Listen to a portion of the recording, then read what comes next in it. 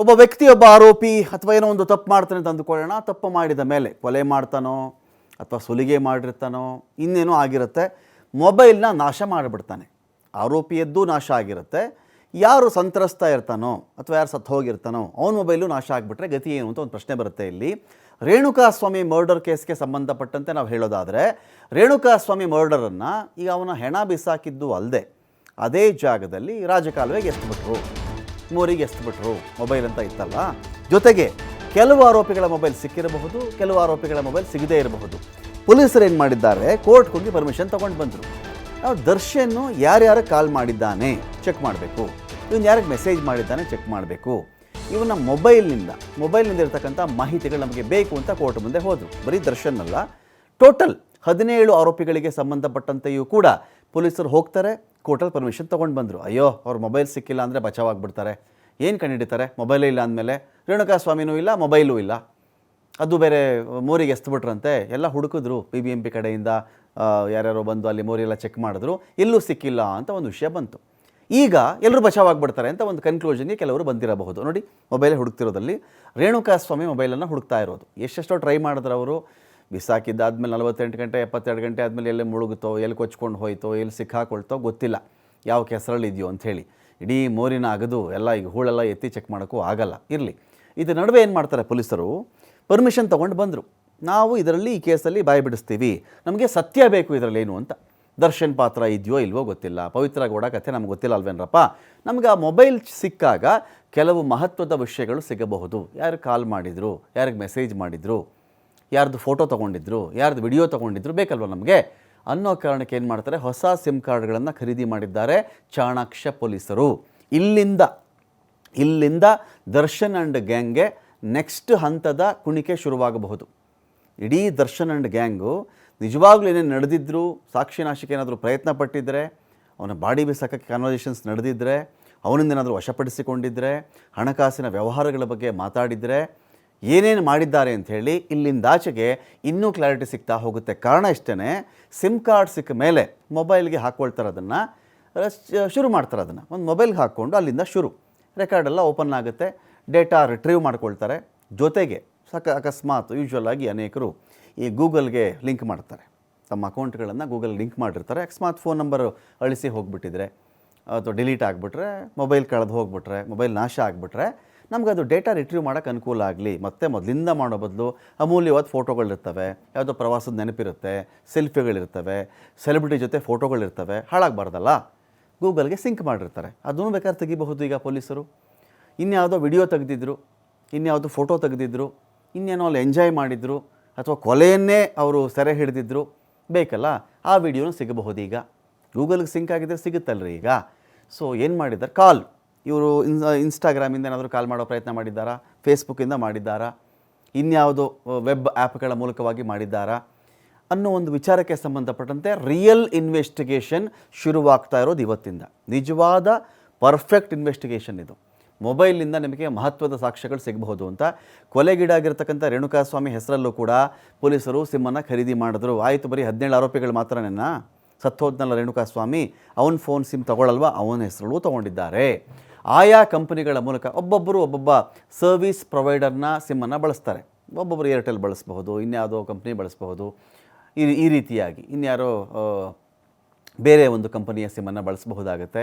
ಅವಾಗೇನು ಮಾಡ್ತಾರೆ, ಜಿಯೋ ಬಳಸಬಹುದು. ಅವಾಗೇನು ಮಾಡ್ತಾರೆ, ಆಯಾ ಕಂಪನಿಗಳ ಕಡೆಯಿಂದ ಸಿಮ್ಮನ್ನು ಖರೀದಿ ಮಾಡ್ಕೊಂಡು ಬಂದು ಆ ನಂಬರ್ಗಳಿಗೆ ಮರುಚಾಲನೆ ಕೊಡ್ತಾರೆ. ಆರೋಪಿಗಳ ಮೊಬೈಲ್ ಚಾಲು ಆಗ್ತಾ ಇದ್ದಂತೆಯೇ ದರ್ಶನ್ ಗ್ಯಾಂಗ್ಗೆ 2ನೇ ಸುತ್ತಿನ ಸಂಕಷ್ಟ ಇವಾಗ ಶುರುವಾಗುತ್ತೆ. ಸಪೋಸ್ ಈ ಡೇಟಾ ಇಟ್ಕೊಳ್ತಾರೆ ಒಂದು ಕಡೆ, ಇವನು ಇಂಥ ಟೈಮಲ್ಲಿ ಇಂಥವ್ರು ಕರೆ ಮಾಡಿದ್ದ, ಇವನು ಇಂಥ ವಿಡಿಯೋ ಇಟ್ಕೊಂಡಿದ್ದಾನೆ, ರೇಣುಕಾಸ್ವಾಮಿ ಇಂಥ ಫೋಟೋ ಇವ್ರಿಗೆ ಕಳಿಸಿದ್ದ, ಅವನ ಅಕೌಂಟು ಚಾಲು ಮಾಡ್ಕೊಳ್ತಾರೆ, ಸೋಷಿಯಲ್ ಮೀಡಿಯಾ ಅಕೌಂಟ್ಗಳನ್ನು ಚಾಲು ಮಾಡ್ಕೊಳ್ತಾರೆ. ಅವರು ಡೇಟಾ ರಿಟ್ರೀವ್ ಮಾಡ್ಕೊಳ್ತಾರೆ, ಅಲ್ಲಿ ಪಾಸ್ವರ್ಡ್ ಅದು ಚೆಕ್ ಮಾಡಿಕೊಂಡು ಶುರು ಮಾಡ್ಕೊಳ್ತಾರಲ್ವಾ.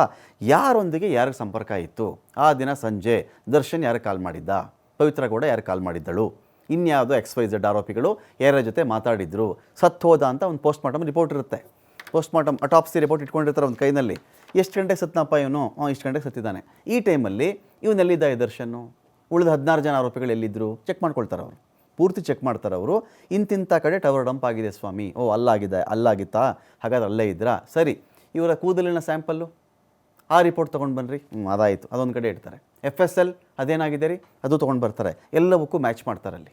ನೋಡಿ ಇವನು ಇಂಥ ಟೈಮ್ಗೆ ಇಂಥ ಕರೆ ಮಾಡಿದ್ದಾನೆ ಇವನು, ಈ ಒಂದು CCTV ಫುಟೇಜ್ ನೋಡ್ಕೊಳ್ಳಿ, ಇಲ್ಲಿ ಇಂಥ ಟೈಮಲ್ಲಿ ಎಂಟ್ರಿ ಆದ ಇವನು, ಇಲ್ಲಿಗೆ ಇವನು ಬಂದಿದ್ದ, ರೇಣುಕಾಸ್ವಾಮಿ ಅಲ್ಲಿವರೆಗೂ ಬದುಕಿದ್ದ, ಇವರು ಬಂದು ಹೋದ್ಮೇಲೆ ಸತ್ತು ಹೋದ, ಇಂಥ ಟೈಮಲ್ಲಿ ಸಾವಾಗಿದೆ ಒಂದು, ಇಂಥ ಟೈಮ್ಗೆ ಇಂಥ ಕರೆ ಮಾಡಿದ್ದಾನೆ. ಸರಿ, ಇವನು ಇಲ್ಲಿಂದ ಮೈಸೂರಿಗೆ ಹೋದ, ಶೂಟಿಂಗ್ ಇದೆ ಅದಿದೆ ಅಂತ ಹೋದ ಮೇಲೆ ಏನಾಯಿತು, ಯಾರ್ಯಾರು ಕರೆ ಮಾಡಿದ ನೋಡಿ, ಇವನು ಎಂತೆಂಥ ಪ್ರಭಾವಿಗಳಿಗೆ ಕರೆ ಹೋಗಿದೆ, ಪೊಲೀಸ್ ಆಫೀಸರ್ಗೆ ಹೋಗಿದೆಯಾ, ಇವನ ಫ್ರೆಂಡ್ಸ್ಗೆ ಹೋಗಿದೆಯಾ, ಫ್ರೆಂಡ್ಸ್ಗೆ ಹೋಗಿದ್ರೆ ಯಾರಿಗೋಗಿದೆ, ಎರಡು ಕರೆ ಮಾಡಿದ್ದ, ಬಾಡಿ ಡೆಸ್ಟ್ರಾಯ್ ಮಾಡೋಕ್ಕೆ ಏನು ಪ್ಲಾನ್ ಮಾಡ್ದ ಇವನು, ಈ ಸಾಕ್ಷ್ಯ ನಾಶ ಮಾಡೋಕ್ಕೆ ಎಂಥ ಸಂಚು ರೂಪಿಸಿದ್ದ ಇವನು, ಯಾರ್ಯಾರು ಕರೆ ಮಾಡ್ದ, ದುಡ್ಡು ಕಾಸಿನ ಬಗ್ಗೆ ಮಾತಾಡಿದ್ದಾನ ಇವನು, ಮೆಸೇಜ್ ಮಾಡಿದ್ದಾನ, ಅದು ಟೆಲಿಗ್ರಾಮಲ್ಲಿ ಮಾಡಿದ್ನೋ, ಇನ್ಸ್ಟಾಗ್ರಾಮಲ್ಲಿ ಮಾಡಿದ್ನೋ, ಫೇಸ್ಬುಕ್ಕಲ್ಲಿ ಮಾಡಿದ್ನೋ, ಯಾವುದೋ ಒಂದು ಆ್ಯಪಲ್ಲಿ ಮಾಡಿದ್ನೋ ಮಾಡಿದ್ದಾನಾ, ಈ ರೀತಿಯಲ್ಲಿ ತನಿಖೆ ಶುರುವಾಗುತ್ತೆ. ಆಗ ನಿಜವಾದ ಸಂಕಷ್ಟ ಶುರುವಾಗೋದು ಅವಾಗ. ಯಾಕಂತ ಹೇಳಿದ್ರೆ ಇದಾದಮೇಲೆ ಈಗ ಪರಪ್ಪನ ಅಗ್ರಹಾರ ಅಲ್ವಾ, ಕೇರ್ ಆಫ್ ಪರಪ್ಪನ ಅಗ್ರಹಾರ, ಇದಾದಮೇಲೆ ನನಗೆ ಮತ್ತೆ ಕಸ್ಟಡಿ ಕೊಡಿ ಅಂತ ಕೇಳ್ತಾರೆ ಪೊಲೀಸರು. ಆಫ್ಟರ್ July 6 ನನಗೆ ಮತ್ತೆ ಬೇಕು, ಇವನು ವಿಚಾರಣೆ ಮಾಡಬೇಕು, ಇವನು ಮೊಬೈಲ್ಗೆ ನಾವು ಒಂದು ಸಿಮ್ ಹಾಕ್ಬಿಟ್ಟು ಇದೀಗ ಚೆಕ್ ಮಾಡ್ತಾ ಇದ್ದೀವಿ, ಇಂತಿಂಥ ಡೀಟೇಲ್ಸ್ ಸಿಕ್ಕಿದೆ ನಮಗೆ. ಸೇಮ್ ವಿತ್ ರೇಣುಕಾಸ್ವಾಮಿದು. ಈಗ ರೇಣುಕಾಸ್ವಾಮಿಲಿ ಇವರು ಆರೋಪ ಮಾಡ್ತಾ ಇದ್ದಾರೆ, ಅವನ ಅಶ್ಲೀಲ ಫೋಟೋ ಕಳಿಸಿದ್ದ, ಇದು ಮಾಡ್ದ ಅದು ಮಾಡ್ದ ಅಂತ. ಅದು ಅಲ್ಲ, ಆಚೆ ಬಂಡವಾಳ ಬಯಲಾಗಲೇಬೇಕು, ಅವನ ಅಕೌಂಟು ಕೂಡ ಮತ್ತೆ ಚೆಕ್ ಮಾಡ್ಕೊಳ್ತಾರೆ, ಅದು ಸಿಗುತ್ತೆ ಅಲ್ಲಿ.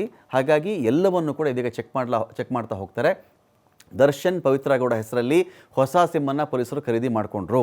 ಎಲ್ಲ 17 ಆರೋಪಿಗಳ ಹೆಸರಲ್ಲಿಯೂ ಕೂಡ ಡ್ಯೂಪ್ಲಿಕೇಟ್ ಸಿಮ್ಮನ್ನು ಖರೀದಿ ಮಾಡಿದ್ದಾರೆ. ಹೊಸ ಸಿಮ್ ಕಾರ್ಡ್ ಖರೀದಿಗೆ ಒಪ್ಪಿಗೆ ಕೊಟ್ಟಿತ್ತು ಕೋರ್ಟ್. ಸಾಮಾನ್ಯ ಕೋರ್ಟಿಂದ ಅದಕ್ಕೆ ಒಪ್ಪಿಗೆ ಕೊಡೋದು ರೇರ್. ಈ ಕೇಸಲ್ಲಿ ಕೊಟ್ಟಿದ್ದಾರೆ. ಒಂದು ಭೀಕರ ಮರ್ಡರು, ಸೆನ್ಸೇಷನಲ್ ಸುದ್ದಿ ಇದು. ಜೊತೆಗೆ ಈ ಕೇಸಲ್ಲಿ ಮೊಬೈಲ್ಗಳು ಪ್ರಮುಖ ಸಾಕ್ಷಿ ಆಗಬಹುದು, ಅವರ ಒಂದು ಫೋನ್ ಕರೆಗಳು ಪ್ರಮುಖ ಸಾಕ್ಷ್ಯ ಆಗಬಹುದು ಅನ್ನೋ ಕಾರಣಕ್ಕೆ ಕೋರ್ಟ್ ಒಪ್ಪಿಗೆಯನ್ನು ಕೊಟ್ಟಿದೆ. ವೆಬ್ ಆ್ಯಪ್ನ ಮೂಲಕ ಇವರೇನು ಮಾಡಿದ್ದಾರೆ, ವೆಬ್ದೊಂದು ಆ್ಯಪ್ ಇಟ್ಕೊಂಡು ಅದರ ಮೂಲಕವಾಗಿ ಮೊಬೈಲಲ್ಲಿ ಏನೇನಿತ್ತು ಡೇಟಾ ಇದು ಆ ಕ್ಷಣಕ್ಕೆ ಮಾಡಿಬಿಟ್ಟಿದ್ದಾರೆ ಅಂತ ನಾವು ಹೇಳಕ್ಕೆ ಬರಲ್ಲ. ರೇಣುಕಾಸ್ವಾಮಿ ಮರ್ಡರ್ ಆಯಿತು, ಆದ ತಕ್ಷಣ ಎಲ್ಲರೂ ಮೊಬೈಲ್ ಇಟ್ಕೊಂಡು ಡೇಟಾ ಡಿಲೀಟ್ ಮಾಡ್ರೋ ಅದು ಆಗಿರಲಿಕ್ಕಿಲ್ಲ. ಅದು ಫಸ್ಟ್ ಬಾಡಿನ ಬಿಸಾಕಬೇಕು. ಯಾರೋ 3 ತಲೆ ಮಾಸ್ತವ್ರನ್ನ ತಂದು ನಿಲ್ಲಿಸಲ್ಲಿ, ನಾವೇ ಮಾಡಿದ್ದು ಒಪ್ಕೊಳ್ಳಿ ಅಂತ ಒಂದು ಪ್ಲ್ಯಾನು ಇಟ್ಕೊಳ್ಳಿ. ನೀವು 5 ಲಕ್ಷ ಸದ್ಯಕ್ಕೆ ಅಡ್ವಾನ್ಸು, ಇನ್ನೂ 5 ಲಕ್ಷ ಸಿಗುತ್ತೆ ನಿಮಗೆ, ಸಾಲ ತೀರಿಸ್ಕೊಳ್ಳಿ. ಆಮಿಷ. ದರ್ಶನ್ ಜೊತೆ ಪರಿಚಯ ಮಾಡಿಸ್ಕೊಡ್ತೀವಿ, ಮಾತಾಡಿಸ್ತೀವಿ, ಅಣ್ಣನ ಜೊತೆಲಿ ಆರಾಮಾಗಿರಬಹುದು, ಇದೊಂದು ಆಮಿಷ. ಇದಲ್ಲದೆ ಆಮೇಲೆ ಆಗಿರ್ತಕ್ಕಂಥ ಬೆಳವಣಿಗೆ ಆಗಿದ್ದಿರಬೇಕು. ಯಾವುದು, ಇನ್ನು 2 ದಿನ ಟೈಮ್ ಇತ್ತಲ್ಲ, 48 ಗಂಟೆಗಳು.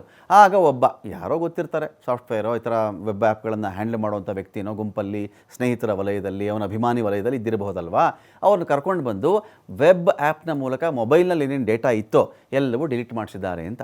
ಹೊಸ ಸಿಮ್ ರಿಯಾಕ್ಟಿವೇಟ್ ಮಾಡಿಸಿದ್ರೆ ಆರೋಪಿಗಳ ಕರೆ ವಿವರ ಲಭ್ಯವಾಗಬಹುದು. ವಾಟ್ಸಪ್, ಫೇಸ್ಬುಕ್ನ ಮೂಲಕವಾಗಿ ಕಾಲ್ ಮಾಡಿಕೊಂಡಿದ್ದರೆ ಆ ಸಾಕ್ಷ್ಯ ಕೂಡ ಸಿಗುತ್ತೆ. ದರ್ಶನ್ ಸೇರಿ ಆರೋಪಿಗಳು ಬಳಸಿರ್ತಕ್ಕಂಥ ಆ್ಯಪ್ಗಳ ಬಗ್ಗೆ ಮಾಹಿತಿ ಕಲೆ ಹಾಕ್ತಾ ಇದ್ದಾರೆ. ಗೂಗಲ್ ಸೇರಿದಂತೆ ಕೊಲೆಯ ದಿನ ಇವರು ಬಳಸಿರ್ತಕ್ಕಂಥ ಆ್ಯಪ್ಗಳ ಹಿಸ್ಟ್ರಿ ಲಭ್ಯವಾಗುತ್ತೆ. ಅಕಸ್ಮಾತ್ ಗೂಗಲಲ್ಲಿ ಸರ್ಚ್ ಕೊಟ್ಟಿರ್ತಾರೆ, ಯಾರೊಬ್ಬ ಮರ್ಡರ್ ಮಾಡಿಬಿಡ್ತಾನೆ. ಮರ್ಡರ್ ಮಾಡಾದ್ಮೇಲೆ ಗೂಗಲಲ್ಲಿ ಈ ಬಾಡಿ ನಾನು ಹೆಂಗೆ ಬೇರೆ ಕಡೆ ಸಾಗಿಸೋದು, ಈ ಬಾಡಿ ಯಾವ ಥರ ಮಾಡಿದ್ರೆ ನಾನು ಸಾಗಿಸಬಹುದು. ಕೆಲವರೆಲ್ಲ ಆನ್ಲೈನಲ್ಲಿ ಚಾಕು ತರಿಸ್ಕೊಂಡಿರೋರು ಇದ್ದಾರೆ. ದೆಹಲಿದು ಯಾವುದೋ ಒಂದು ಕೊಲೆ ಬಗ್ಗೆ ಎಲ್ಲ ನಾವು ಮಾತಾಡ್ತಾ ಇದ್ವಲ್ಲ, ಆಗ ಆನ್ಲೈನಲ್ಲಿ ಚಾಕು ಬಂದಿದೆ ಮನೆಗೆ. ಚಾಕು ಬಂದಾಗ ಅದನ್ನು ಬಾಡಿನ ತುಂಡು ಮಾಡಿ ಕಟ್ ಮಾಡಿ ಬೇರೆ ಬೇರೆ ಕಡೆ ಎಸ್ತಿರೋ ಉದಾಹರಣೆ ಇದೆಯಲ್ಲ. ಗೂಗಲ್ ಹಿಸ್ಟ್ರಿ ಚೆಕ್ ಮಾಡಿಕೊಂಡಾಗ ಏನೇನು ಸರ್ಚ್ ಮಾಡಿದ್ದಾನೆ ಇವನು, ಯಾವ ಥರ ಟ್ರೈನ್ಡ್ ಆಗಿದ್ದ, ಇದರಲ್ಲಿ ಏನು ಪ್ಲ್ಯಾನ್ ಮಾಡ್ಕೊಂಡಿದ್ದಾನೆ, ಈ ಆ್ಯಪ್ಗಳ ಇತಿಹಾಸ ಏನು, ಹಿಸ್ಟ್ರಿ ಏನು, ಎಲ್ಲವೂ ಕೂಡ ಸಿಕ್ಕಾಕೊಳ್ಳುತ್ತೆ ಅಲ್ಲಿ. ರೇಣುಕಾಸ್ವಾಮಿ ಹೆಸರಲ್ಲೂ ಕೂಡ ಹೊಸ ಸಿಮ್ಮನ್ನು ಪೊಲೀಸರು ಖರೀದಿ ಮಾಡಿದ್ದಾರೆ. ಪವಿತ್ರ ಗೌಡ ಅಲ್ಲದೆ ಬೇರೆ ಕಿರುತೆರೆ ನಟಿಯರಿಗೂ ಕೂಡ ಈ ರೇಣುಕಾಸ್ವಾಮಿ ಸತ್ತೋಗಿದ್ದಾನಲ್ಲ ಇವನು, ಈ ಆರೋಪಿ ಮೆಸೇಜ್ ಮಾಡಿರೋ ಮಾಹಿತಿ ಲಭ್ಯವಾಗ್ತಾ ಇದೆ. ಬರೀ ಇವನು ಪವಿತ್ರ ಗೌಡನಿಗೆ ಮಾತ್ರ ಅಲ್ಲ, ಇದೇ ಕೆಲಸದಲ್ಲಿ ಇವನು ಇದ್ದ ಅಂತ.